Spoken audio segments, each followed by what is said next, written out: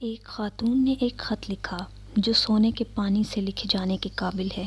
میرے پیارے شوہر، میرے پیارے بھائی، میرے پیارے بیٹے، گھر سے باہر نکلتے ہی آپ کو 2 قسم کی خواتین ملیں گی۔ پہلی قسم وہ عورت جو عزیز مصر کی بیوی کی طرح بیماری میں مبتلا ہو گئی ہے۔ اس نے اپنے آپ کو خوبصورت بنایا ہے، خوشبو لگا رکھی ہے اور میک اپ کیا ہے، اور اس کی زبان حال ہر دیکھنے والے کو کہتی ہے میں تمہارے لیے تیار ہوں۔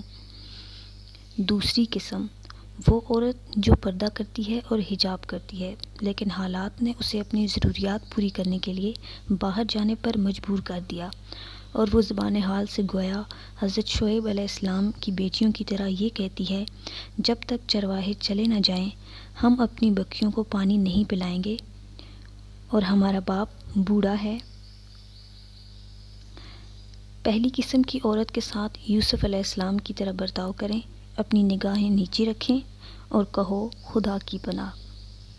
اور دوسری قسم کی عورت کے ساتھ موسیٰ علیہ السلام جیسا برتاؤ کرو، شائستگی سے مدد کرو اور اپنا راستہ لو۔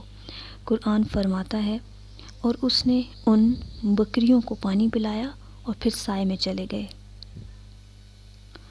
یوسف علیہ السلام کی عفت عزیز مصر بننے کا ذریعہ بن گئی، اور موسیٰ علیہ السلام کی خدمت کی وجہ سے خدا نے انہیں ایک اچھی بیوی اور پناہ دی تھی۔ اے اللہ، ہمارے مردوں کو غیرت والا اور اپنی نگاہوں کی حفاظت کرنے والا بنا۔ آمین۔